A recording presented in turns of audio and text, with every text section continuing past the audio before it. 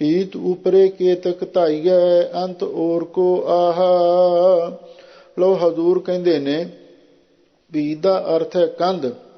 ਵੀ ਹੁਣ ਕੋਈ ਕੰਧ ਬਣੀ ਹੋਈ ਹੈ, ਤੁਸੀਂ ਕੰਧ ਉੱਤੇ ਕਿੰਨਾ ਕੁ ਦੌੜ ਸਕਦੇ ਹੋ। ਅੰਤ ਔਰ ਕੋ ਆਹਾ, ਅੰਤ ਨੂੰ ਓੜਕ ਤਾਂ ਆ ਹੀ ਜਾਂਦਾ, ਬਨੇਰਾ ਤੇ ਆ ਹੀ ਜਾਂਦਾ। ਤੁਸੀਂ ਹੁਣ ਕੋਈ ਤੁਹਾਡੇ ਆਪਣੇ ਮਕਾਨ ਦੀ ਕੰਧ ਹੈ ਜਾਂ ਕੋਈ ਚਾਰ ਚੁਫੇਰੇ ਕੋਈ ਦੀਵਾਰ ਕੀਤੀ ਹੋਈ ਹੈ, ਆਖਰ ਉਹਦੀ ਕੋਈ ਨਾ ਕੋਈ ਮਿਆਦ ਤੇ ਹੈ ਹੀ ਹੈ ਨਾ। ਇਸੇ ਲਈ ਸਤਿਗੁਰੂ ਕਹਿੰਦੇ ਨੇ ਤੁਸੀਂ ਕੰਧ ਉੱਤੇ ਕਿੰਨਾ ਕੁ ਦੌੜ ਸਕਦੇ ਹੋ, ਅਖੀਰ ਤੇ ਅੰਤ ਤੇ ਆਉਂਦਾ ਹੀ ਆਉਂਦਾ, ਫਿਰ ਤੁਹਾਨੂੰ ਉਸ ਕੰਧ ਤੋਂ ਹੇਠਾਂ ਉਤਰਨਾ ਪੈਂਦਾ। ਇਸੇ ਤਰ੍ਹਾਂ ਸਰੀਰ ਇੱਕ ਕੰਧ ਹੈ, ਇਹਦੇ ਉੱਤੇ ਮਨੁੱਖ ਦੌੜ ਰਿਹਾ ਹੈ, ਪਰ ਕਿੰਨਾ ਕੁ ਚਿਰ ਦੌੜਦਾ ਰਹੇਗਾ। ਆਖਰ ਇਹ ਜਿਹੜੀ ਕੰਧ ਹੈ ਸਰੀਰ, ਇਹਦਾ ਅੰਤ ਆ ਹੀ ਜਾਣਾ, ਇੱਕ ਦਿਨ ਤੇ ਇਹਦਾ ਖਹਿੜਾ ਛੱਡਣਾ ਹੀ ਪਵੇਗਾ। ਜੈਸੇ ਅੰਬ ਕੁੰਡ ਕਰ ਰਾਖਿਓ ਪਰਤ ਸਿੰਧ ਗਲ ਜਾਹਾ। ਲੋ ਹਜ਼ੂਰ ਹੋਰ ਬੜੀ ਸੁੰਦਰ ਉਦਾਹਰਣ ਦਿੰਦੇ ਨੇ। ਅੰਬ ਕਹਿੰਦੇ ਨੇ ਪਾਣੀ ਨੂੰ, ਤੇ ਕੁੰਡ ਕਹਿੰਦੇ ਨੇ ਹੌਦ ਨੂੰ, ਕਿਸੇ ਤਲਾਅ ਨੂੰ। ਜੈਸੇ ਅੰਬ ਕੁੰਡ ਕਰ ਰਾਖਿਓ, ਲੋ ਹਜ਼ੂਰ ਕਹਿੰਦੇ ਨੇ ਜਿਵੇਂ ਕਿਸੇ ਨੇ ਅੰਬ ਪਾਣੀ ਨੂੰ ਕਿਸੇ ਕੁੰਡ ਦੇ ਵਿੱਚ ਪਾ ਕੇ ਰੱਖਿਆ, ਭਾਵ ਜਿਵੇਂ ਕੋਈ ਪਾਣੀ ਨੂੰ ਤਲਾਅ ਦੇ ਵਿੱਚ ਭਰ ਕੇ ਰੱਖਦਾ ਹੈ। ਪਰਤ ਸਿੰਧ ਗਲ ਜਾਹਾ, ਤੇ ਜੇ ਉਹਦੇ ਵਿੱਚ ਲੂਣ ਦਾ ਕੋਈ ਢੇਲਾ ਸੁੱਟ ਦਿਓ, ਉਹ ਪਾਣੀ ਵਿੱਚ ਪੈਂਦਿਆਂ ਸਾਰੀ ਗਲ ਜਾਂਦਾ। ਜਦੋਂ ਲੂਣ ਪਾਣੀ ਵਿੱਚ ਡਿੱਗ ਪਵੇ ਉਸੇ ਵੇਲੇ ਉਹ ਗਲ ਜਾਂਦਾ। ਹਜ਼ੂਰ ਕਹਿੰਦੇ ਨੇ ਇਸੇ ਤਰ੍ਹਾਂ ਸਾਡਾ ਜਿਹੜਾ ਸਰੀਰ ਹੈ ਇਹ ਤੇ ਲੂਣ ਵਾਂਗੂ ਹੈ, ਤੇ ਇਸ ਨੂੰ ਵਾਹਿਗੁਰੂ ਪਰਮੇਸ਼ਰ ਨੇ ਕਾਲ ਦੇ ਪਾਣੀ ਦੇ ਕੁੰਡ ਵਿੱਚ ਰੱਖਿਆ ਹੋਇਆ। ਭਾਵ ਅਸੀਂ ਮਰਨ ਲਿਖਾਏ ਮੰਡਲ ਮੈਂ ਆਏ ਕਿਉਂ ਰਹੀਐ ਚਲਣਾ ਪ੍ਰਥਾਏ, ਅਸੀਂ ਆਪਣਾ ਮਰਨਾ ਲਿਖਾ ਕੇ ਆਏ ਹਾਂ। ਜਦ ਤੋਂ ਕੋਈ ਵੀ ਮਨੁੱਖ ਜਨਮ ਲੈਂਦਾ ਹੈ ਉਸ ਵੇਲੇ ਤੋਂ ਸਰੀਰ ਵਧਣਾ ਸ਼ੁਰੂ ਹੋ ਜਾਂਦਾ ਹੈ, ਉਮਰ ਘਟਣੀ ਸ਼ੁਰੂ ਹੋ ਜਾਂਦੀ ਹੈ। ਦਿਨ ਤੇ ਪਹਿਰ, ਪਹਿਰ ਤੇ ਘਰੀਆਂ, ਆਪ ਘਟੈ ਤਨ ਸੀਜੈ, ਕਾਲ ਹੇਰੀ ਫਿਰੈ ਬਦਕ ਜਿਉ ਕਹੋ ਕਵਣ ਬਿਧ ਕੀਜੈ। ਇਉਂ ਜਿਹੜਾ ਇਹ ਸਰੀਰ ਹੈ ਲੂਣ ਵਾਂਗੂ ਹੈ, ਤੇ ਇਹਨੂੰ ਕਹਿੰਦੇ ਪਾਣੀ ਦੇ ਕੁੰਡ ਵਿੱਚ ਪਾ ਕੇ ਰੱਖਿਆ ਹੋਇਆ, ਕਿੰਨਾ ਕੁ ਚਿਰ ਰਹਿ ਸਕਦਾ। ਆਖਰ ਤੱਕ ਕਾਲ ਨੇ ਇਸ ਨੂੰ ਨਾਸ਼ ਕਰਨਾ ਹੀ ਕਰਨਾ ਹੈ। ਜਿਵੇਂ ਪਾਣੀ ਦੇ ਕੁੰਡ ਵਿੱਚ ਲੂਣ ਦਾ ਢੇਲਾ ਪਿਆ ਗਲ ਜਾਂਦਾ, ਇਸੇ ਤਰ੍ਹਾਂ ਸਾਡਾ ਸਰੀਰ ਇਸ ਕਾਲ ਦੇ ਕੁੰਡ ਦੇ ਵਿੱਚ ਪਿਆ ਇੱਕ ਦਿਨ ਲੂਣ ਵਾਂਗੂ ਗਲ ਜਾਵੇਗਾ। ਆਵਗ ਆਗਿਆ ਪਾਰ ਬ੍ਰਹਮ ਕੀ ਉਠ ਜਾਸੀ ਮੋਹਤ ਚਸਾਹਾ। ਲੋ ਹਜ਼ੂਰ ਕਹਿੰਦੇ ਨੇ ਆਵਗ ਆਗਿਆ ਪਾਰ ਬ੍ਰਹਮ ਕੀ, ਜਦੋਂ ਉਸ ਅਕਾਲ ਪੁਰਖ ਵਾਹਿਗੁਰੂ ਦੀ ਆਗਿਆ ਆਵਗ ਆਵੇਗੀ, ਜਦੋਂ ਉਸ ਵਾਹਿਗੁਰੂ ਦੀ ਆਗਿਆ ਆਵੇਗੀ, ਭਾਵ ਉਸ ਵਾਹਿਗੁਰੂ ਦਾ ਸੱਦਾ ਆਵੇਗਾ, ਉਠ ਜਾਸੀ ਮੋਹਤ ਚਸਾਹਾ, ਉਸ ਵੇਲੇ ਪਾਈ ਇਸ ਜੀਵ ਨੂੰ, ਮੋਹ ਦਾ ਅਰਥ ਹੈ ਵੀ ਅੱਧੀ ਘੜੀ ਜਾਂ ਇੱਕ ਚਸੇ ਵਿੱਚ ਹੀ ਉੱਠ ਕੇ ਜਾਣਾ ਪੈਂਦਾ। ਘੜੀ ਅੱਧੀ ਘੜੀ ਦੇ ਅੰਦਰ ਅੰਦਰ ਇਸ ਮਨੁੱਖ ਨੂੰ ਸਭ ਕੁਝ ਛੱਡ ਕੇ ਜਾਣਾ ਪੈਂਦਾ। ਜਦੋਂ ਵਾਹਿਗੁਰੂ ਦਾ ਸੱਦਾ ਆਉਂਦਾ ਨਾ, ਚਲੋ ਸ਼ਤਾਬ ਦੀਵਾਨ ਬੁਲਾਇਆ, ਹਰ ਫਰਮਾਨ ਦਰਗਹਿ ਕਾ ਆਇਆ, ਉਸ ਵੇਲੇ ਸਭ ਕੁਝ ਛੱਡ ਕੇ ਇੱਕਦਮ ਜਾਣਾ ਪੈਂਦਾ ਹੈ। ਰੇ ਮਨ ਲੇਖੈ ਚੱਲ ਹੈ ਲੇਖੈ ਬੈਸਾ ਹੈ, ਲੇਖੈ ਲੈਂਦਾ ਸਾਹਾ। ਹਜ਼ੂਰ ਸਾਡੇ ਮਨ ਨੂੰ ਕਹਿੰਦੇ ਨੇ ਮਨਾ ਤੂੰ ਇਹ ਨਾ ਸੋਚ ਬਈ ਮੈਂ ਆਜ਼ਾਦ ਹਾਂ, ਨਹੀਂ, ਲੇਖਾ ਚੱਲ ਹੈ, ਤੂੰ ਜਿੰਨੇ ਕਦਮ ਚੱਲਦਾ ਹੈ, ਜਿਸ ਪਾਸੇ ਵੀ ਚੱਲਦਾ ਹੈ, ਉਹ ਵੀ ਕਿਸੇ ਹਿਸਾਬ ਕਿਤਾਬ ਦੇ ਵਿੱਚ ਨੇ, ਉਹ ਵੀ ਤੈਨੂੰ ਲੇਖਾ ਦੇਣਾ ਪੈਣਾ। ਲੇਖਾ ਬੈਸਾ, ਜਿੰਨਾ ਚਿਰ ਤੂੰ ਬਹਿਣਾ, ਜਿੱਥੇ ਬਹਿਣਾ, ਜੇ ਸੰਗਤ ਵਿੱਚ ਬਹਿਣਾ ਤਾਂ ਵੀ, ਜੇ ਕੁਸੰਗਤ ਵਿੱਚ ਬਹਿਣਾ ਤਾਂ ਵੀ, ਜਿੰਨਾ ਤੂੰ ਜਿਹੜੇ ਪਾਸੇ ਚੱਲਦਾ ਹੈ ਉਹ ਵੀ ਲੇਖੇ ਵਿੱਚ ਹੈ, ਭਾਵ ਹਿਸਾਬ ਕਿਤਾਬ ਉਹਦਾ ਦੇਣਾ ਪੈਂਦਾ ਹੈ। ਤੇ ਜਿੰਨਾ ਬੈਠਦਾ, ਜਿੱਥੇ ਬੈਠਦਾ, ਉਹਦਾ ਵੀ ਹਿਸਾਬ ਕਿਤਾਬ ਦੇਣਾ ਪਏਗਾ। ਲੇਖਾ ਲੈਂਦਾ ਸਾਹ, ਹਜ਼ੂਰ ਕਹਿੰਦੇ ਨੇ ਜਿੰਨੇ ਤੂੰ ਸਵਾਸ ਲੈਣਾ ਨਾ, ਇੱਕ ਇੱਕ ਸਾਹ ਦਾ ਵੀ ਤੈਨੂੰ ਲੇਖਾ ਦੇਣਾ ਪੈਣਾ। ਇਹ ਸਭ ਕੁਝ ਹਿਸਾਬ ਕਿਤਾਬ ਦੇ ਵਿੱਚ ਹੈ। ਕਿਉਂ? ਸਤਿਗੁਰੂ ਦੇ ਬਚਨ ਹੈ, ਨਾਨਕ ਆਖੈ ਰੇ ਮਨਾ ਸੁਣੀਐ ਸਿੱਖ ਸਹੀ, ਲੇਖਾ ਰੱਬ ਮਗੇਸੀਆ ਬੈਠਾ ਕੱਢ ਵਹੀ। ਅਸੀਂ ਜੋ ਕੁਛ ਕਰਦੇ ਹਾਂ, ਜਿਹੜੇ ਪਾਸੇ ਨੂੰ ਚੱਲਦੇ ਹਾਂ, ਪੁੱਠਾ ਚੱਲਦੇ ਹਾਂ, ਸਿੱਧਾ ਚੱਲਦੇ ਹਾਂ, ਬੈਠਦੇ ਹਾਂ, ਕਿਹੜੀ ਥਾਂ ਤੇ ਬੈਠਦੇ ਹਾਂ, ਜਿੰਨੇ ਸਾਹ ਲੈਂਦੇ ਹਾਂ, ਇਹਨਾਂ ਸਾਰਿਆਂ ਦਾ ਹਿਸਾਬ ਕਿਤਾਬ ਰੱਬ ਦੀ ਦਰਗਾਹ ਵਿੱਚ ਦੇਣਾ ਪੈਂਦਾ ਹੈ। ਤੇ ਫਿਰ ਮਹਾਰਾਜ ਕਿਵੇਂ ਕੋਈ ਬਚਾਅ ਦਾ ਵੀ ਸਾਧਨ ਹੈ। ਹਜ਼ੂਰ ਕਹਿੰਦੇ ਭਾਈ ਹਾਂ ਹੈ ਬਚਾ ਦਾ ਸਾਧਨ। ਸਦਾ ਕੀਰਤ ਕਰ ਨਾਨਕ ਹਰਿ ਕੀ, ਉਬਰੇ ਸਤਿਗੁਰ ਚਰਨ ਓਟਾਹ। ਹਜ਼ੂਰ ਕਹਿੰਦੇ ਨੇ ਐ ਮਨਾ ਬਈ ਤੂੰ ਹਮੇਸ਼ਾ ਲਈ ਉਸ ਅਕਾਲ ਪੁਰਖ ਵਾਹਿਗੁਰੂ ਦੀ ਕੀਰਤੀ ਕਰ, ਉਹਦੀ ਸਿਫਤੋ ਸਲਾਹ ਕਰ, ਉਸ ਅਕਾਲ ਪੁਰਖ ਵਾਹਿਗੁਰੂ ਦੀ ਵਡਿਆਈ ਕਰ। ਉਬਰੇ ਸਤਿਗੁਰ ਚਰਨ ਓਟਾਹ। ਲੈ ਤੈਨੂੰ ਅਸੀਂ ਦੱਸਦੇ ਹਾਂ, ਜਿਹੜੇ ਸਤਿਗੁਰੂ ਦੇ ਚਰਨਾਂ ਦੀ ਓਟ ਵਿੱਚ ਚਲੇ ਗਏ ਉਹ ਇਸ ਕਾਲ ਤੋਂ, ਮਾਇਆ ਤੋਂ, ਆਵਾਗਮਨ ਤੋਂ ਬਚੇ ਨੇ, ਤੇ ਦੂਸਰੇ ਤਾਂ ਸਾਰੇ ਹੀ ਇਸ ਕਾਲ ਦੇ ਵਸ ਪਏ ਨੇ। ਇਸੇ ਲਈ ਤੂੰ ਵੀ ਸਤਿਗੁਰੂ ਦੇ ਚਰਨਾਂ ਦੀ ਓਟ ਗ੍ਰਹਿਣ ਕਰ, ਜੇ ਬਚਣਾ ਚਾਹੁੰਦਾ। ਸਤਿਗੁਰ ਕਾ ਜਨਮੇ ਗਮਨ ਮਿਟਾਇਆ। ਜੇ ਤੂੰ ਸਤਿਗੁਰੂ ਦੇ ਘਰ ਜਨਮ ਲੈ ਲਵੇਂ, ਸਤਿਗੁਰੂ ਦੇ ਘਰ ਵਿੱਚ ਜਨਮ ਕਿਵੇਂ ਲਿਆ ਜਾਂਦਾ ਹੈ? ਕਲਗੀਧਰ ਪਾਤਸ਼ਾਹ ਨੇ ਸਾਡੇ ਲਈ ਇੱਕ ਮਰਜ਼ਾਦਾ ਬਣਾਈ।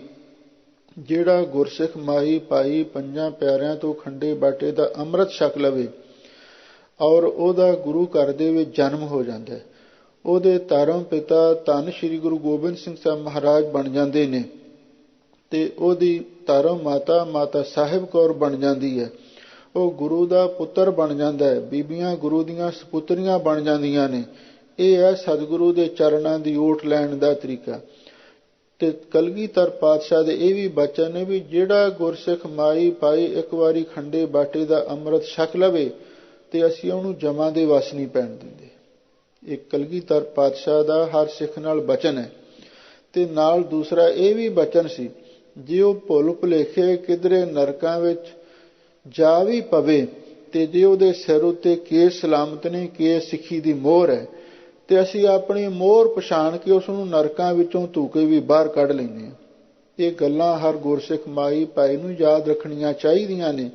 ਜੇ ਤਾਂ ਅੰਮ੍ਰਿਤਧਾਰੀ ਹੋ ਕੇ ਗੁਰੂ ਵਾਲੇ ਬਣ ਗਏ ਫਿਰ ਤੇ ਅਸੀਂ ਜਮਾਂ ਦੇ ਵਸ ਨਹੀਂ ਪਵਾਂਗੇ, ਗੁਰੂ ਸਾਡੇ ਰਖਵਾਲੇ ਹੁੰਦੇ ਨੇ।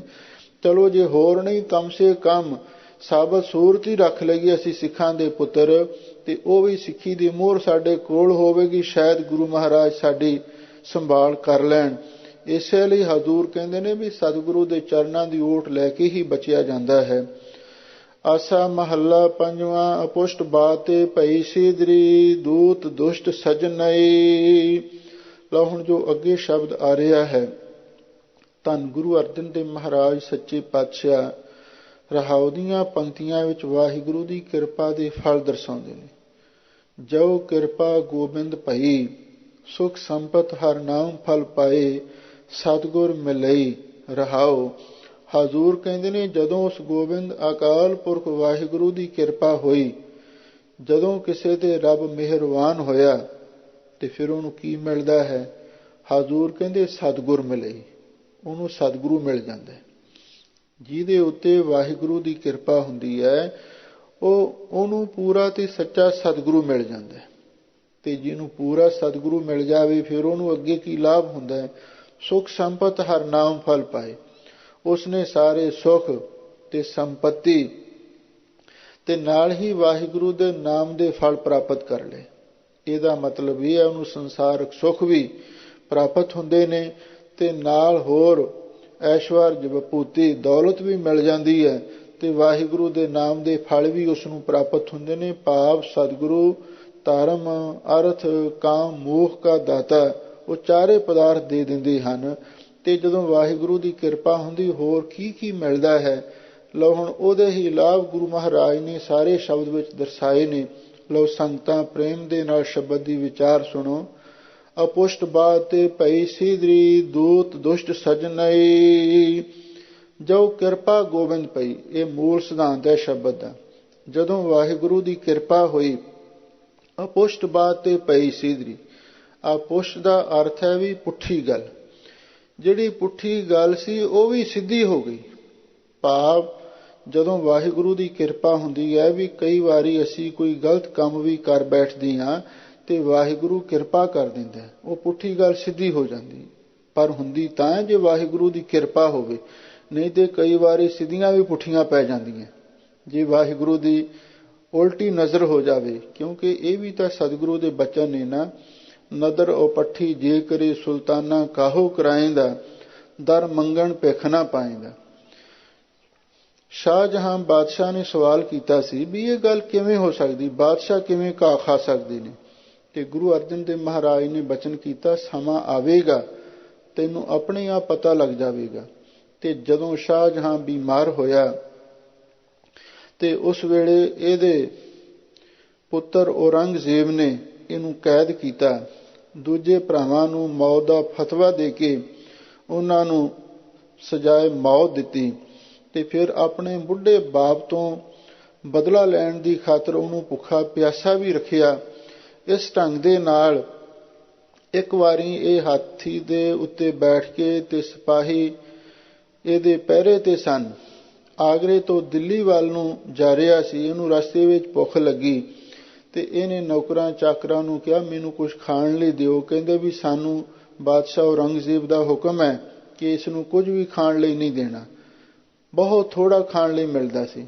ਫਿਰ ਇਹਨੇ ਲਘੂ ਸ਼ੰਕਾ ਦਾ ਬਹਾਨਾ ਬਣਾ ਕੇ ਹਾਥੀ ਤੋਂ ਹੇਠਾਂ ਉਤਰਿਆ। ਕਹਿੰਦਾ ਮੈਂ ਵਾਸ਼ਰੂਮ ਜਾਣਾ। ਤੇ ਉੱਥੇ ਇੱਕ ਛੋਲਿਆਂ ਦਾ ਖੇਤ ਖੜਾ ਸੀ ਤੇ ਉੱਥੇ ਨਾਲੇ ਛੋਲੇ ਦੇ ਉੱਪਰੋਂ ਕਰੂੰਬਲਾਂ ਤੋੜ ਤੋੜ ਕੇ ਖਾਧੀਆਂ। ਉਹ ਖੱਟ ਮਿੱਠੀਆਂ ਜੀਆਂ ਸਵਾਦਿਸ਼ਟ ਹੁੰਦੀਆਂ ਨੇ। ਤੇ ਨਾਲੇ ਦੇ ਅੱਖਾਂ ਵਿੱਚ ਅਥਰੂ ਆਏ। ਕਹਿਣ ਲੱਗਾ, ਧੰਨ ਹੈ ਗੁਰੂ ਨਾਨਕ ਸਾਹਿਬ ਸੱਚੇ ਪਾਤਸ਼ਾਹ, ਜੋ ਉਹਨਾਂ ਨੇ ਬਚਨ ਲਿਖਿਆ ਸੀ, ਨਦਰੋ ਪੱਠੀ ਜੇ ਕਰੇ ਸੁਲਤਾਨਾ ਕਾਹੋ ਕਰਾਏਂਦਾ, ਦਰ ਮੰਗਣ ਭਿਖ ਨਾ ਪਾਏਂਦਾ। ਜਿਹੜੇ ਦੁਨੀਆ ਦੇ ਬਾਦਸ਼ਾਹ ਹੁੰਦੇ ਨੇ ਤੇ ਉਹਨਾਂ ਨੂੰ ਮੰਗਿਆਂ ਵੀ ਖੈਰ ਨਹੀਂ ਮਿਲਦੀ, ਮੰਗਤੇ ਨੂੰ ਤਾਂ ਖੈਰ ਮਿਲ ਜਾਂਦੀ ਹੈ ਨਾ, ਪਰ ਇਸ ਸ਼ਾਹਜਹਾਂ ਨੂੰ ਮੰਗਦੇ ਨੂੰ ਰੋਟੀ ਵੀ ਨਹੀਂ ਸੀ ਮਿਲਦੀ।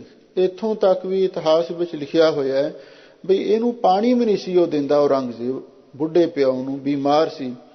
ਇਹਦੇ ਬਾਰੇ ਇੱਕ ਕਿਸੇ ਫਾਰਸੀ ਦੇ ਕਵੀ ਨੇ ਬੜੀ ਸੁੰਦਰ ਇੱਕ ਰੁਬਾਈ ਲਿਖੀ ਹੈ। ਉਹ ਕਹਿੰਦੇ ਨੇ, ਇੱਕ ਵਾਰੀ ਸ਼ਾਹਜਹਾਂ ਨੇ ਆਪਣੇ ਪੁੱਤਰ ਔਰੰਗਜ਼ੇਬ ਨੂੰ ਲਿਖਿਆ, ਕਹਿਣ ਲੱਗਾ ਵੀ ਐ ਪੁੱਤਰ, ਮੈਂ ਤੇਰਾ ਪਿਓ ਹਾਂ, ਤੇਰਾ ਬਾਪ ਹਾਂ, ਬਈ ਤੂੰ ਕਮ ਸੇ ਕਮ ਮੈਨੂੰ ਪਾਣੀ ਤੇ ਪੀਣ ਵਾਸਤੇ ਰਜਵਾਂ ਦੇ। ਤੇ ਇਹਨੇ ਅੱਗੋਂ ਜਵਾਬ ਦਿੱਤਾ, ਕਹਿਣ ਲੱਗਾ ਵੀ ਜਿਸ ਸਿਆਹੀ ਦੇ ਨਾਲ ਮੈਨੂੰ ਤੂੰ ਇਹ ਰੁੱਕਾ ਲਿਖ ਕੇ ਭੇਜਿਆ ਤੇ ਉਸੇ ਦਾ ਸੂਫ ਪੀ ਕੇ ਆਪਣੀ ਪਿਆਸ ਬੁਝਾ ਸਕਦਾ, ਮੈਂ ਤੈਨੂੰ ਪਾਣੀ ਨਹੀਂ ਦੇਣਾ। ਇੱਥੋਂ ਤੱਕ ਇਹ ਜ਼ਾਲਮ ਹੋਇਆ। ਤੇ ਫਿਰ ਇਹਨੇ ਇੱਕ ਰੁਬਾਈ ਲਿਖੀ। ਉਹਦੇ ਵਿੱਚ ਸ਼ਾਹਜਹਾਂ ਲਿਖਦਾ ਹੈ, ਆਫਰੀ ਬਾਦ ਹਿੰਦੂਆਂ ਹਰ ਬਾਬ, ਮੁਰਦ ਹੈ ਰਾਮੇ ਦਿਹਨ ਦਾਇਮ ਆਬ, ਐ ਪਿਸ਼ਰ ਤੂੰ ਅਜ ਮੁਸਲਮਾਨੀ, ਜ਼ਿੰਦਾ ਹੈ ਬਾਜ਼ਾਨਮ ਆਬ ਨਾ ਰਸਾਨੀ। ਇਹ ਫਾਰਸੀ ਦੀ ਰੁਬਾਈ ਹੈ। ਸ਼ਾਹਜਹਾਂ ਆਪਣੇ ਪੁੱਤਰ ਨੂੰ ਲਿਖਦਾ, ਕਹਿੰਦਾ ਮੈਂ ਹਿੰਦੂਆਂ ਨੂੰ ਭਾਵੇਂ ਕਾਫਰ ਸਮਝਦਾ ਸੀ, ਮੁਸਲਮਾਨ ਹਿੰਦੂਆਂ ਨੂੰ ਕਾਫਰ ਕਹਿੰਦੇ ਸੀ, ਪਰ ਕਹਿੰਦਾ ਮੈਂ ਉਹਨਾਂ ਹਿੰਦੂਆਂ ਨੂੰ ਮੈਂ ਇਸ ਲਈ ਮੁਬਾਰਕਬਾਦ ਦਿੰਦਾ ਹਾਂ ਕਿਉਂਕਿ ਉਹ ਆਪਣੇ ਬਜ਼ੁਰਗਾਂ ਨੂੰ ਮਰਨ ਤੋਂ ਬਾਅਦ ਵੀ ਪਾਣੀ ਦਿੰਦੇ ਨੇ। ਕਿਉਂਕਿ ਹਿੰਦੂ ਧਰਮ ਦੀ ਪ੍ਰਥਾ ਹੈ, ਔਰ ਉਹ ਜਦੋਂ ਗੰਗਾ ਤੇ ਨਹਾਉਣ ਜਾਂਦੇ ਨੇ ਤੇ ਉੱਥੇ ਸੂਰਜ ਨੂੰ ਪਾਣੀ ਦਿੰਦੇ ਨੇ। ਕਹਿੰਦੇ ਇਹ ਪਾਣੀ ਸਾਡੇ ਪਿਤਰਾਂ ਨੂੰ ਮਿਲਦਾ। ਭਾਵੇਂ ਇਹ ਗੱਲ ਦਰੁਸਤ ਹੈ ਚਾਹੇ ਨਹੀਂ, ਪਰ ਉਹ ਸ਼ਾਹਜਹਾਂ ਕਹਿੰਦਾ ਵੀ ਮੈਂ ਇਸ ਗੱਲ ਦੀ ਉਹਨਾਂ ਨੂੰ ਵਧਾਈ ਦਿੰਦਾ ਹਾਂ, ਮੁਬਾਰਕਬਾਦ ਦਿੰਦਾ ਹਾਂ। ਕਮ ਸੇ ਕਮ ਹਿੰਦੂ ਲੋਕ ਮਰਨ ਤੋਂ ਬਾਅਦ ਵੀ ਆਪਣੇ ਪਿਤਰਾਂ ਨੂੰ ਯਾਦ ਤੇ ਕਰਦੇ ਨੇ, ਉਹਨਾਂ ਨੂੰ ਪਾਣੀ ਤਾਂ ਦਿੰਦੇ ਨੇ। ਪਰ ਐ ਔਰੰਗਜ਼ੇਬ, ਤੂੰ ਇੱਕ ਆਪਣੇ ਆਪ ਨੂੰ ਮੋਮਨ ਅਖਵਾਉਣ ਹੈ, ਮੋਮ ਦਿਲ, ਰਹਿਮ ਦਿਲ, ਪਰ ਤੂੰ ਅਜੀਬ ਕਿਸਮ ਦਾ ਮੋਮਨ ਹੈ ਵੀ ਮੈਂ ਤੇਰਾ ਪਿਓ ਜ਼ਿੰਦਾ ਜਾਗਦਾ ਹਾਂ ਪਰ ਤੂੰ ਮੈਨੂੰ ਪਾਣੀ ਨਹੀਂ ਦੇ ਸਕਦਾ। ਤੂੰ ਕਿੱਧਰ ਦਾ ਮੋਮਨ ਹੈ? ਤੂੰ ਕਿਵੇਂ ਧਰਮੀ ਬਣ ਸਕਦਾ ਹੈ? ਤੂੰ ਕਿਵੇਂ ਆਪਣੇ ਆਪ ਨੂੰ ਮੁਸਲਮਾਨ ਸਦਵਾ ਸਕਦਾ ਹੈ? ਲਓ, ਇਹ ਜਦੋਂ ਵਾਹਿਗੁਰੂ ਦੀ ਨਿਗਾਹ ਸਿੱਧੀ ਹੋਵੇ ਫਿਰ ਤੇ ਪੁੱਠੀਆਂ ਗੱਲਾਂ ਸਿੱਧੀਆਂ ਵੀ ਹੁੰਦੀਆਂ ਨੇ। ਜੇ ਨਜ਼ਰ ਵਾਹਿਗੁਰੂ ਦੀ ਨਿਗਾਹ ਉਲਟੀ ਹੋ ਜਾਵੇ ਫਿਰ ਪੁੱਠੀਆਂ ਵੀ ਪੈ ਜਾਂਦੀਆਂ। ਪਰ ਇੱਥੇ ਜਦੋਂ ਵਾਹਿਗੁਰੂ ਦੀ ਕਿਰਪਾ ਹੁੰਦੀ ਹੈ, ਉਹਦੀ ਵਿਚਾਰ ਗੁਰੂ ਮਹਾਰਾਜ ਦਰਸਾ ਰਹੇ ਨੇ, ਉਹ ਪੁਸ਼ਟ ਬਾਤ ਤੇ ਪਈ ਸਿਧਰੀ ਦੂਰ ਦੁਸ਼ਟ ਸਜਣਈ। ਵੀ ਜਦੋਂ ਵਾਹਿਗੁਰੂ ਦੀ ਕਿਰਪਾ ਹੁੰਦੀ ਹੈ ਉਸ ਵੇਲੇ ਜਿਹੜੀ ਪੁੱਠੀ ਗੱਲ ਵੀ ਸਿੱਧੀ ਹੋ ਜਾਂਦੀ ਹੈ। ਦੂਰ ਦੁਸ਼ਟ ਸਜਣਈ, ਜਿਹੜੇ ਦੂਰ ਦੁਸ਼ਮਣ ਤੇ ਦੁਸ਼ਟ ਨੇ ਉਹ ਵੀ ਸੱਜਣ ਮਿੱਤਰ ਬਣ ਜਾਂਦੇ ਨੇ। ਵਾਹਿਗੁਰੂ ਦੀ ਕਿਰਪਾ ਦੀ ਲੋੜ ਹੁੰਦੀ ਹੈ। ਅਪੁਸ਼ਟ ਬਾਤ ਤੇ ਪਈ ਸਿਧਰੀ, ਇਹਦੇ ਉੱਤੇ ਮਹਾਂਪੁਰਖ ਇੱਕ ਸਾਖੀ ਸੁਣਾਉਂਦੇ ਸਨ ਬਈ ਪੁੱਠੀ ਗੱਲ ਤੋਂ ਸਿੱਧੀ ਕਿਵੇਂ ਹੋ ਜਾਂਦੀ ਜਦੋਂ ਵਾਹਿਗੁਰੂ ਦੀ ਕਿਰਪਾ ਹੋਵੇ। ਕਹਿੰਦੇ ਨੇ ਵੀ ਇੱਕ ਰਾਜਾ ਸੀ ਤੇ ਇੱਕ ਉਸਦਾ ਵਜ਼ੀਰ ਸੀ, ਵੀ ਉਹਨਾਂ ਦੇ ਘਰ ਇੱਕੋ ਸਮੇਂ ਬੱਚੇ ਪੈਦਾ ਹੋਏ।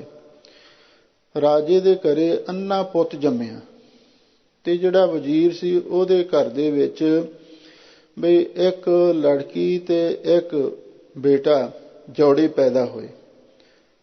ਤੇ ਜਿਹੜਾ ਉਸਦਾ ਬੇਟਾ ਸੀ ਉਹ ਕੁੱਬਾ ਸੀ ਤੇ ਜਿਹੜੀ ਲੜਕੀ ਸੀ ਉਹਦੀ ਛਾਤੀ ਉਭਰੀ ਹੋਈ ਸੀ, ਕੋਈ ਉਹਦੇ ਰਸੌਲੀ ਵਗੈਰਾ ਉਹਦੇ ਜਮਾਂਦਰੂ ਪੈਦਾ ਹੋ ਗਈ। ਤੇ ਜਦੋਂ ਇਹ ਤਿੰਨੇ ਬੱਚੇ ਇੱਕੋ ਰਾਤ ਪੈਦਾ ਹੋਏ ਤੇ ਇਹਨੂੰ ਕੁਝ ਲੋਕਾਂ ਨੇ ਬਦਸ਼ਗਨੀ ਸਮਝਿਆ ਵੀ ਇਹ ਮਾੜੀ ਗੱਲ ਹੈ, ਵੀ ਇਸ ਤਰ੍ਹਾਂ ਦੇ ਬੱਚੇ ਨਹੀਂ ਸੀ ਸਾਡੇ ਪੈਦਾ ਹੋਣੇ ਚਾਹੀਦੇ। ਫਿਰ ਉਹਨਾਂ ਨੇ ਜੋਤਸ਼ੀਆਂ ਨੂੰ ਪੁੱਛਿਆ ਵੀ ਦੱਸੋ ਵੀ ਇਹਨਾਂ ਬੱਚਿਆਂ ਨੂੰ ਕੀ ਕਰੀਏ। ਤੇ ਉਹ ਕਹਿੰਦੇ ਵੀ ਇਹਨਾਂ ਦੀ ਥੋੜ੍ਹੀ ਦੇਰ ਪਾਲਣਾ ਪੋਸ਼ਣਾ ਕੀਤੀ ਜਾਵੇ ਤੇ ਉਸ ਤੋਂ ਬਾਅਦ ਇਹਨਾਂ ਤਿੰਨੇ ਬੱਚਿਆਂ ਨੂੰ ਜੰਗਲ ਦੇ ਵਿੱਚ ਛੱਡ ਦਿੱਤਾ ਜਾਵੇ।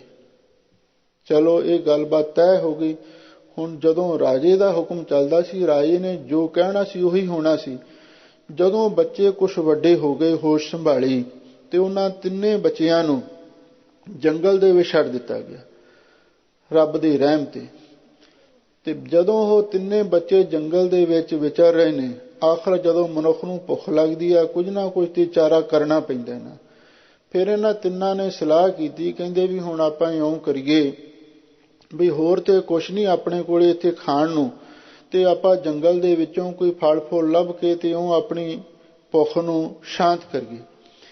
ਤੇ ਦੱਸਦੇ ਨੇ ਵੀ ਜੰਗਲ ਦੇ ਵਿੱਚ ਫਿਰਦਿਆਂ ਫਿਰਦਿਆਂ ਨੂੰ ਇੱਕ ਬੇਰੀ ਦਾ ਦਰਖਤ ਲੱਭਿਆ, ਉਹਦੇ ਉੱਤੇ ਬੇਰ ਲੱਗੇ ਹੋਏ ਸਨ। ਤੇ ਜਦੋਂ ਬੇਰ ਲੱਗੇ ਹੋਏ ਸਨ ਤੇ ਫਿਰ ਇਹਨਾਂ ਤਿੰਨਾਂ ਨੇ ਸਲਾਹ ਕੀਤੀ, ਕਹਿੰਦੇ ਵੀ ਇੱਕ ਬੇਰੀ ਦਾ ਦਰਖਤ ਤੇ ਲੱਭਿਆ ਹੈ ਤੇ ਬੇਰ ਵੀ ਉਹਦੇ ਬੜੇ ਮਿੱਠੇ ਨੇ, ਚਲੋ ਜੇ ਹੋਰ ਨਹੀਂ ਕੁਛ ਖਾਣ ਵਾਸਤੇ, ਚਲੋ ਆਪਾਂ ਅੱਜ ਬੇਰ ਖਾ ਕੇ ਆਪਣੀ ਭੁੱਖ ਤ੍ਰਿਪਤ ਕਰ ਲੈਨੇ ਆ। ਲੋਕ ਕਹਿੰਦੇ ਨੇ ਹੁਣ ਬੇਰੀ ਥੋੜੀ ਜਿਹੀ ਉੱਚੀ ਸੀ, ਕੁੱਬਾ ਸੀ, ਉਹ ਉਸ ਬੇਰੀ ਤੇ ਚੜ੍ਹ ਨਹੀਂ ਸੀ ਸਕਦਾ। ਤੇ ਦੂਸਰਾ ਰਾਜੇ ਦਾ ਮੁੰਡਾ ਅੰਨਾ ਸੀ, ਔਰ ਉਹ ਚੜ੍ਹ ਵੀ ਜਾਵੇ ਹੁਣ ਬੇਰ ਨਹੀਂ ਸੀ ਲੱਭਣੇ। ਤੇ ਹੁਣ ਤਿੰਨਾਂ ਨੇ ਸਲਾਹ ਕੀਤੀ ਵੀ ਹੁਣ ਆਪਾਂ ਬੇਰ ਵੀ ਤੋੜਨੇ ਆ ਤੇ ਕਿਵੇਂ ਤੋੜੀਏ। ਫਿਰ ਸਕੀਮ ਇਹ ਬਣੀ ਤੇ ਉਹ ਜਿਹੜਾ ਸੂਰਮਾ ਸੀ, ਅੰਨਾ ਸੀ, ਉਹਨੂੰ ਕਹਿੰਦੇ ਵੀ ਤੂੰ ਤਾਂ ਘੋੜਾ ਬਣ, ਜਿਵੇਂ ਬੱਚੇ ਕਰਦੇ ਨੇ, ਉਹਨੂੰ ਘੋੜਾ ਬਣਾਇਆ। ਤੇ ਜਿਹੜਾ ਕੁੱਬਾ ਸੀ ਤੇ ਉਹਨੂੰ ਕਹਿੰਦਾ ਵੀ ਤੂੰ ਮੇਰੇ ਮੋਢਿਆਂ ਤੇ ਚੜ੍ਹ ਕੇ ਬੇਰ ਤੋੜੀ। ਜਿਵੇਂ ਬੱਚੇ ਅਕਸਰ ਇਹੋ ਜਿਹੀਆਂ ਆਮ ਇਹ ਸ਼ਰਾਰਤਾਂ ਜਾਂ ਚਲੋ ਗੱਲਾਂ ਕਰਦੇ ਨੇ। ਤੇ ਉਹ ਸੂਰਮੇ ਦੇ ਮੋਢਿਆਂ ਉੱਤੇ ਕੁੱਬਾ ਚੜ੍ਹ ਗਿਆ ਤੇ ਉਹ ਉੱਥੋਂ ਬੇਰੀ ਤੋਂ ਬੇਰ ਤੋੜਨ ਲੱਗਿਆ। ਤੇ ਉਹ ਬੇਰ ਤੋੜ ਕੇ ਉਹ ਕੁੱਬਾ ਪਹਿਲਾਂ ਤਾਂ ਆਪ ਖਾਈ ਜਾਵੇ ਤੇ ਦੂਸਰੀ ਉਹਦੀ ਭੈਣ ਸੀ ਉਹਨੂੰ ਸੁੱਟੀ ਜਾਵੇ, ਉਹ ਖਾਈ ਜਾਣ। ਦੋਵੇਂ ਭੈਣ ਭਰਾ ਬੇਰ ਖਾਈ ਜਾਣ ਤੇ ਉਹ ਸੂਰਮਿਆਂ ਦੇ ਉੱਤੇ ਉਹ ਭਾਰ ਤੇ ਉਹਨੂੰ ਖਾਣ ਨੂੰ ਮਿਲੇ ਨਾ ਕੁਛ। ਤੇ ਜਦੋਂ ਉਹਨੇ ਦੇਖਿਆ ਵੀ ਇਹ ਤੇ ਦੋਵੇਂ ਭੈਣ ਭਰਾ ਖਾਈ ਜਾਂਦੇ ਨੇ ਤੇ ਮੇਰੀ ਤਾਂ ਬਾਤ ਨਹੀਂ ਪੁੱਛਦੇ, ਤੇ ਉਹਨੂੰ ਗੁੱਸਾ ਆਇਆ। ਉਹਨੇ ਗੁੱਸੇ ਵਿੱਚ ਆ ਕੇ ਉਹ ਕੁੱਬਾ ਉਹਦੇ ਮੋਢਿਆਂ ਤੇ ਬੈਠਾ ਸੀ ਤੇ ਉਹਨੇ ਕੁੱਬੇ ਨੂੰ ਮਾਰਿਆ ਚਲਾ ਕੇ ਵੀ ਹੈ, ਕਹਿੰਦਾ ਤੁਸੀਂ ਦੋਵੇਂ ਖਾਈ ਜਾਂਦੇ, ਮੈਨੂੰ ਕੁਛ ਨਹੀਂ ਦਿੰਦੇ। ਤੇ ਜਦੋਂ ਕੁੱਬੇ ਨੂੰ ਉਹਨੇ ਉੱਪਰੋਂ ਮੋਢਿਆਂ ਤੋਂ ਚਲਾ ਕੇ ਮਾਰਿਆ ਤੇ ਉਹ ਕੋਲੇ ਕੋਈ ਵੱਟ ਜੀ ਸੀਗੀ, ਉਹਦੇ ਉੱਤੇ ਜਾ ਕੇ ਉਹ ਡਿੱਗਿਆ ਤੇ ਉਹਦਾ ਕੁੱਬ ਨਿਕਲ ਗਿਆ। ਸਿੱਟਿਆ ਤਾਂ ਉਹਨੇ ਗੁੱਸੇ ਨਾਲ ਹੀ, ਤੇ ਜਦੋਂ ਕੁੱਬਾ ਡਿੱਗਿਆ ਜਾ ਕੇ ਕਹਿੰਦੇ ਕੁੱਬੇ ਦਾ ਕੁੱਬ ਨਿਕਲ ਗਿਆ। ਤੇ ਜਦੋਂ ਉਸ ਕੁੱਬੇ ਨੂੰ ਸੁੱਟਿਆ, ਜਿਹੜੀ ਉਹਦੀ ਭੈਣ ਸੀ ਉਹਨੂੰ ਗੁੱਸਾ ਆਇਆ ਵੀ ਮੇਰੇ ਭਰਾ ਨੂੰ ਇਹਨੇ ਕਿਉਂ ਸੁੱਟਿਆ। ਤੇ ਉਹਨੇ ਉੱਥੇ ਇੱਕ ਪੱਕਾ ਰੋੜਾ ਪਿਆ ਸੀ ਤੇ ਉਹਨੇ ਉਹ ਜਿਹੜਾ ਸੂਰਮਾ ਸੀ ਤੇ ਉਹਦੇ ਐਨ ਮੱਥੇ ਦੇ ਵਿਚਕਾਰ ਉਹਨੇ ਰੋੜਾ ਮਾਰਿਆ। ਤੇ ਜਦੋਂ ਰੋੜਾ ਮਾਰਿਆ, ਪੱਕਾ ਰੋੜਾ ਵੱਜਿਆ, ਤੇ ਕਹਿੰਦੇ ਨੇ ਵੀ ਉਹ ਜਿਹੜਾ ਸੂਰਮਾ ਸੀ ਉਹਦੀਆਂ ਅੱਖਾਂ ਦੇ ਵਿੱਚ ਕੋਈ ਨਾ ਉਹ ਖੂਨ ਜੰਮਿਆ ਹੋਇਆ ਸੀ, ਜਿਸ ਕਰਕੇ ਉਹਨੂੰ ਦਿਸਦਾ ਨਹੀਂ ਸੀ। ਜਦੋਂ ਰੋੜਾ ਵੱਜਿਆ ਤੇ ਉਹ ਜਿਹੜਾ ਗੰਦਾ ਖੂਨ ਬਾਹਰ ਨਿਕਲ ਗਿਆ ਤੇ ਉਹਨੂੰ ਦਿਸਣ ਲੱਗ ਪਿਆ। ਤੇ ਜਦੋਂ ਸੂਰਮੇ ਨੂੰ ਦਿਸਣ ਲੱਗਿਆ ਤੇ ਉਹਨੇ ਆਖਿਆ ਵੀ ਮੇਰਾ ਕੋਈ ਕਸੂਰ ਨਹੀਂ ਸੀ, ਮੈਂ ਇਹਨੂੰ ਕੁਛ ਆਖਿਆ ਨਹੀਂ ਸੀ, ਵੀ ਇਸ ਕੁੜੀ ਨੇ ਵੀ ਮੇਰੇ ਰੋੜਾ ਕਿਉਂ ਮਾਰਿਆ। ਹੁਣ ਦਿਸਣ ਉਹਨੂੰ ਵੀ ਲੱਗ ਪਿਆ ਸੀ। ਤੇ ਉਹਨੇ ਗੁੱਸੇ ਵਿੱਚ ਜਾ ਕੇ ਉਹਦੀ ਛਾਤੀ ਵਿੱਚ ਲੱਤ ਮਾਰ ਦਿੱਤੀ ਵੀ ਤੂੰ ਮੇਰੇ ਰੋੜਾ ਕਿਉਂ ਮਾਰਿਆ। ਤੇ ਜਦੋਂ ਉਹਨੇ ਛਾਤੀ ਵਿੱਚ ਲੱਤ ਮਾਰੀ, ਜਿਹੜੀ ਉਹਦੀ ਛਾਤੀ ਵਿੱਚ ਕੋਈ ਰਸੌਲੀ ਸੀ ਜਾਂ ਕੋਈ ਉਭਰੀ ਹੋਈ ਵਸਤੂ ਸੀ, ਤੇ ਉਹ ਉਸੇ ਵੇਲੇ ਉਹ ਖਤਮ ਹੋ ਗਈ ਤੇ ਉਹ ਵੀ ਰਾਜੀ ਹੋ ਗਈ। ਤੇ ਹੁਣ ਉਹ ਕੁੱਬੇ ਦਾ ਕੁੱਬ ਵੀ ਨਿਕਲ ਗਿਆ, ਅੰਨੇ ਨੂੰ ਵੀ ਦਿਸਣ ਲੱਗ ਪਿਆ ਤੇ ਉਹ ਲੜਕੀ ਵੀ ਠੀਕ ਹੋ ਗਈ। ਵੀ ਇਹ ਕਹਿੰਦੇ ਜਦੋਂ ਵਾਹਿਗੁਰੂ ਦੀ ਕਿਰਪਾ ਹੁੰਦੀ ਹੈ ਨਾ, ਪੁੱਠੀ ਗੱਲ ਵੀ ਸਿੱਧੀ ਹੋ ਜਾਂਦੀ ਹੈ। ਇਸ ਲਈ ਸਾਖੀ ਇੱਕ ਸਮਝਾਉਣ ਦੇ ਤੌਰ ਤੇ ਮਹਾਂਪੁਰਖ ਸੁਣਾਉਂਦੇ ਸਨ। ਅਪੁਸ਼ਟ ਬਾਤ ਤੇ ਪਈ ਸੀਧਰੀ ਦੂਤ ਦੁਸ਼ਟ ਸਜਣਈ। ਤੇ ਅਸਲੀ ਮੇਨ ਗੱਲ ਹੈ ਜੋ ਕਿਰਪਾ ਗੋਬਿੰਦ ਪਈ, ਜਦੋਂ ਵਾਹਿਗੁਰੂ ਦੀ ਕਿਰਪਾ ਹੋਈ ਫਿਰ ਇਹ ਤਿੰਨੇ ਭੈਣ ਭਰਾ ਦੱਸਦੇ ਨੇ ਤੇ ਫਿਰ ਇਹ ਆਪਣੇ ਆਪ ਹੀ ਆਪਣੇ ਪਿੰਡ ਵੱਲ ਨੂੰ ਘਰ ਵੱਲ ਨੂੰ ਪਰਤ ਪਏ। ਤੇ ਜਦੋਂ ਇਹ ਰਾਜੇ ਨੂੰ ਪਤਾ ਲੱਗਿਆ ਵੀ ਹੁਣ ਮੇਰਾ ਮੁੰਡਾ ਵੀ ਵਜ਼ੀਰ ਦੇ ਬੱਚੇ ਵੀ ਸਾਰੇ ਸਹੀ ਸਲਾਮਤ ਹੋ ਗਏ ਨੇ, ਫਿਰ ਉਹਨਾਂ ਨੇ ਘਰ ਦੇ ਵਿੱਚ ਰੱਖਿਆ। ਰਾਜੇ ਦਾ ਮੁੰਡਾ ਰਾਜ ਦਾ ਵਾਰਸ ਬਣਿਆ ਤੇ ਜਿਹੜਾ ਵਜ਼ੀਰ ਦਾ ਮੁੰਡਾ ਸੀ ਉਹ ਅੱਗੇ ਵਜ਼ੀਰ ਬਣਿਆ। ਦੇਖੋ ਹੋਈ ਨਾ ਵਾਹਿਗੁਰੂ ਦੀ ਕਿਰਪਾ। ਕਿੱਥੇ ਹੁਣ ਜੰਮੇ ਸੀ ਬਦਸ਼ਗਨੀ ਸਮਝ ਕੇ ਉਹਨਾਂ ਨੂੰ ਜੰਗਲ ਦੇ ਵਿੱਚ ਛੱਡ ਦਿੱਤਾ, ਪਰ ਜਦੋਂ ਵਾਹਿਗੁਰੂ ਦੀ ਕਿਰਪਾ ਹੋਈ ਪੁੱਠੀ ਗੱਲ ਤੋਂ ਸਿੱਧੀ ਹੋ ਗਈ। ਦੂਤ ਦੁਸ਼ਟ ਸਜਣਈ, ਤੇ ਜਿਹੜੇ ਦੁਸ਼ਮਣ ਤੇ ਦੁਸ਼ਟ ਲੋਕ ਹੁੰਦੇ ਨੇ ਬਈ ਉਹ ਵੀ ਵਾਹਿਗੁਰੂ ਦੀ ਕਿਰਪਾ ਹੋਣ ਦੇ ਨਾਲ ਸੱਜਣ ਮਿੱਤਰ ਬਣ ਜਾਂਦੇ ਹਨ। ਅੰਧਕਾਰ ਮੈਂ ਰਤਨ ਪ੍ਰਗਾਸਿਓ ਮਲੀਨ ਬੁੱਧ ਹਸਨਈ। ਲੋ ਹਜ਼ੂਰ ਕਹਿੰਦੇ ਜਦੋਂ ਵਾਹਿਗੁਰੂ ਦੀ ਕਿਰਪਾ ਹੋਈ, ਅੰਧਕਾਰ ਮੈਂ ਰਤਨ ਪ੍ਰਗਾਸਿਓ, ਮੋਹ ਮਾਇਆ ਦੇ ਅਗਿਆਨ ਦੇ ਹਨੇਰੇ ਦੇ ਵਿੱਚ ਦੇਵੀ ਗਿਆਨ ਦਾ ਰਤਨ ਪ੍ਰਗਟ ਹੋ ਗਿਆ। ਮੋਹ ਮਾਇਆ ਤੇ ਅਗਿਆਨ ਗ੍ਰਸਤ ਸਾਡੇ ਮਨ ਦੇ ਵਿੱਚ ਦੇਵੀ ਗਿਆਨ ਦਾ ਰਤਨ ਪ੍ਰਗਟ ਹੋ ਗਿਆ। ਮਲੀਨ ਬੁੱਧ ਹਸਨਈ, ਜਦੋਂ ਵਾਹਿਗੁਰੂ ਦੀ ਕਿਰਪਾ ਹੋਈ ਤੇ ਜਿਹੜੀ ਸਾਡੀ ਮਲੀਨ ਬੁੱਧੀ ਸੀ, ਮਾਧੋ ਅਵਿਦਿਆ ਹਿਤ ਕੀਨ ਬਵੇਕ ਦੀਪ ਮਲੀਨ, ਜਿਹੜੀ ਮਲੀਨ ਬੁੱਧੀ ਸੀ ਇਹ ਵੀ ਹਸਨਈ ਸ਼ੁੱਧ ਹੋ ਗਈ। ਮਲੀਨ ਬੁੱਧੀ ਵੀ ਸਵੱਛ ਹੋ ਗਈ। ਜਦੋਂ ਵਾਹਿਗੁਰੂ ਦੀ ਕਿਰਪਾ ਹੁੰਦੀ ਫਿਰ ਇਹ ਸਾਰੀਆਂ ਗੱਲਾਂ ਹੁੰਦੀਆਂ ਹਨ। ਜੋ ਕਿਰਪਾ ਗੋਬਿੰਦ ਭਈ ਸੁਖ ਸੰਪਤ ਹਰ ਨਾਮ ਫਲ ਪਾਏ, ਸਤਿਗੁਰ ਮਿਲਈ ਰਹਾਉ। ਜਦੋਂ ਉਸ ਅਕਾਲ ਪੁਰਖ ਵਾਹਿਗੁਰੂ ਦੀ ਕਿਰਪਾ ਹੋਈ ਤੇ ਸਤਿਗੁਰ ਮਿਲਈ, ਪੂਰਨ ਤੇ ਸੱਚੇ ਸਤਿਗੁਰੂ ਦੇ ਨਾਲ ਮਿਲਾਪ ਹੋ ਗਿਆ ਤੇ ਫਿਰ ਗੁਰੂ ਦੀ ਕਿਰਪਾ ਨਾਲ ਸੁਖ ਸੰਪਤ ਹਰ ਨਾਮ ਫਲ ਪਾਏ। ਅਸੀਂ ਸਾਰੀ ਸੁਖ ਸੰਪਤੀ ਵੀ, ਸੰਸਾਰ ਦੇ ਸੁਖ ਵੀ, ਵਿਭੂਤੀ ਵੀ ਸਾਰੀ ਹਾਸਲ ਕਰ ਲਈ ਤੇ ਨਾਲ ਹੀ ਨਾਮ ਦੇ ਫਲ ਵੀ। ਜਿਵੇਂ ਨਾਮ ਦੇ ਫਲ ਕਿਹੜੇ ਨੇ? ਨਾਮ ਦੇ ਫਲ ਨੇ ਗਿਆਨ, ਮੁਕਤੀ, ਵਾਹਿਗੁਰੂ ਦੀ ਪ੍ਰਾਪਤੀ। ਇਹ ਵੀ ਸਾਰੇ ਫਲ ਅਸੀਂ ਪ੍ਰਾਪਤ ਕਰ ਲਏ। ਰਹਾਉ ਵਿਸਰਾਮ ਦੇ ਕੇ ਹਜ਼ੂਰ ਅੱਗੇ ਫਰਮਾਉਂਦੇ ਹਨ, ਮੋਹਿ ਕਿਰਪਨ ਕੋ ਕੋਇ ਨਾ ਜਾਣਤ ਸਗਲ ਭਵਨ ਪ੍ਰਗਟਈ।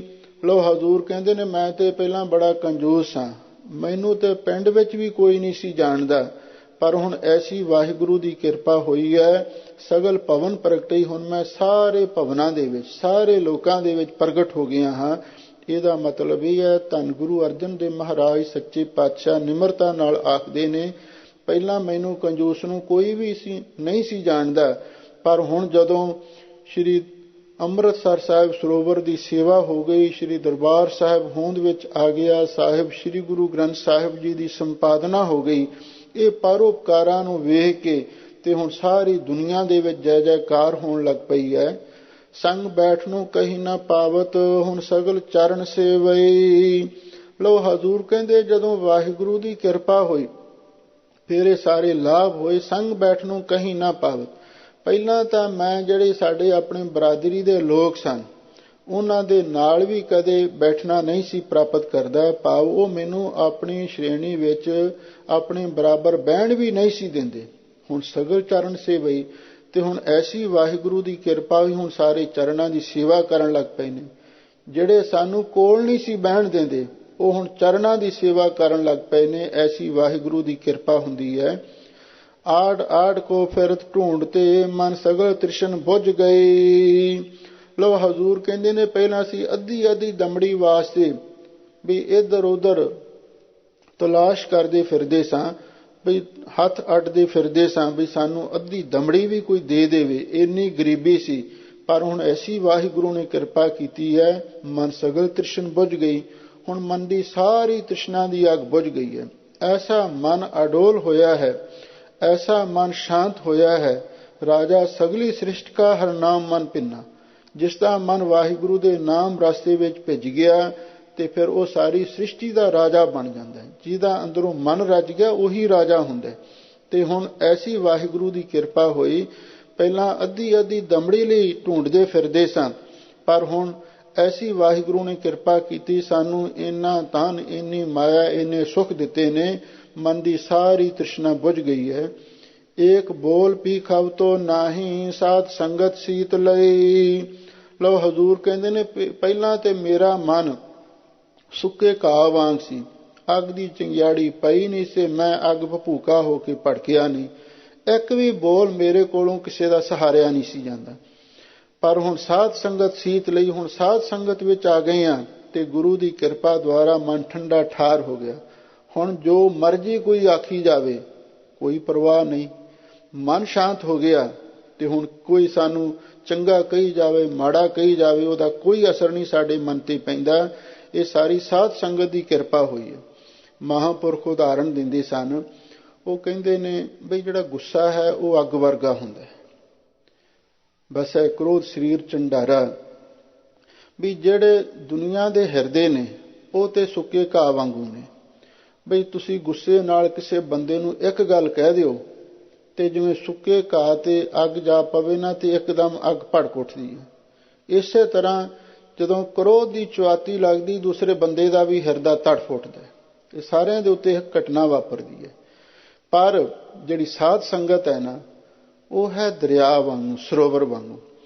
ਜਿਵੇਂ ਕੋਈ ਬਲਦੀ ਹੋਈ ਚੁਆਤੀ ਜੇ ਤਾਂ ਸੁੱਕੇ ਘਾਹ ਤੇ ਪਵੇ ਤੇ ਭਾਂਬੜ ਬਲ ਉੱਠਦਾ, ਉਹੀ ਅੱਗ ਦੀ ਚੁਆਤੀ ਜੇ ਸਰੋਵਰ ਦੇ ਵਿੱਚ ਤਲਾਬ ਵਿੱਚ ਡਿੱਗ ਪਵੇ ਤੇ ਬੁਝ ਜਾਂਦੀ, ਸ਼ਾਂਤ ਹੋ ਜਾਂਦੀ। ਇਹੀ ਸਾਧ ਸੰਗਤ ਦੀ ਮਹਿਮਾ ਹੈ। ਜੇ ਸਾਧ ਸੰਗਤ ਵਿੱਚ ਆ ਕੇ ਵੀ ਸਾਡਾ ਮਨ ਸ਼ਾਂਤ ਨਹੀਂ ਨਾ ਹੋਇਆ ਤੇ ਫਿਰ ਕਿਧਰੇ ਨਹੀਂ ਹੋਣਾ। ਜੇ ਪਾਣੀ ਵਿੱਚ ਹੀ ਸਾਡਾ ਮਨ ਤਪਦਾ ਰਿਹਾ ਤੇ ਫਿਰ ਕਿਧਰੇ ਵੀ ਸ਼ਾਂਤੀ ਨਹੀਂ ਮਿਲ ਸਕਦੀ। ਪਰ ਹਜ਼ੂਰ ਕਹਿੰਦੇ ਜਦੋਂ ਵਾਹਿਗੁਰੂ ਦੀ ਕਿਰਪਾ ਹੁੰਦੀ ਫਿਰ ਇਹ ਸਭ ਕੁਝ ਵਾਪਰਦਾ ਹੈ। ਏਕ ਜਿਹੀ ਗੁਣ ਕਵਨ ਬਖਾਨਾ ਆਗਮ ਆਗਮ ਅਗਮਈ। ਹਜ਼ੂਰ ਕਹਿੰਦੇ ਨੇ ਮੇਰੀ ਜ਼ੁਬਾਨ ਤੇ ਇੱਕ ਹੈ, ਵਾਹਿਗੁਰੂ ਦੇ ਗੁਣ ਬੇਅੰਤ ਨੇ। ਮੈਂ ਕਿਹੜੇ ਕਿਹੜੇ ਗੁਣ ਆਪਣੀ ਇੱਕ ਰਸਨਾ ਤੋਂ ਬਿਆਨ ਕਰਾਂ। ਤੇਰੇ ਕਵਨ ਕਵਨ ਗੁਣ ਕਹਿ ਕਹਿ ਗਾਵਾਂ, ਤੂੰ ਸਾਹਿਬ ਗੁਣੀ ਨਿਧਾਨਾ।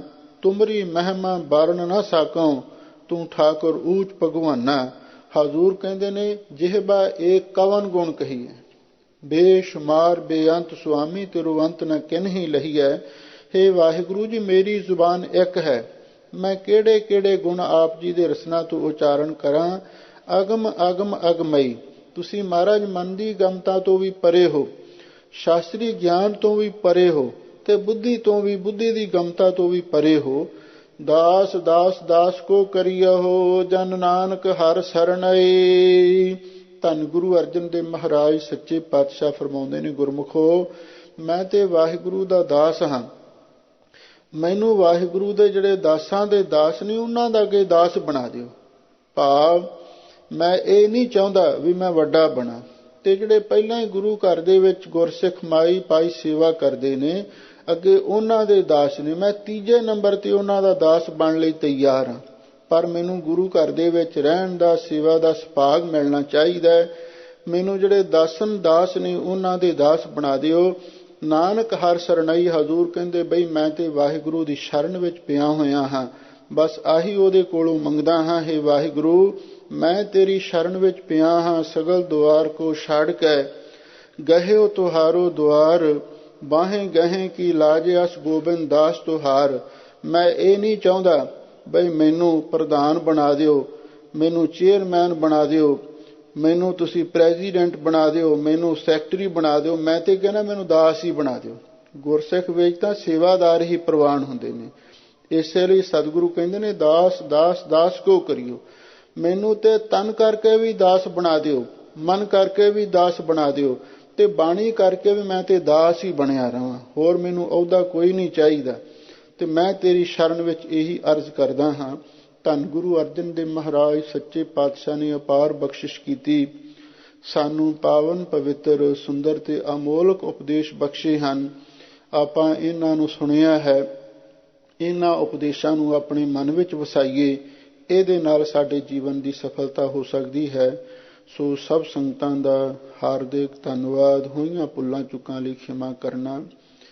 ਏਕ ਜੀਹੀ ਗੁਣ ਕਵਨ ਬਖਾਨਾ ਅਗਮ ਅਗਮ ਅਗਮਈ। ਦਾਸ ਦਾਸ ਦਾਸ ਕੋ ਕਰਿਓ, ਜਨ ਨਾਨਕ ਹਰਿ ਸਰਣਈ। ਵਾਹਿਗੁਰੂ ਜੀ ਕਾ ਖਾਲਸਾ, ਵਾਹਿਗੁਰੂ ਜੀ ਕੀ ਫਤਿਹ।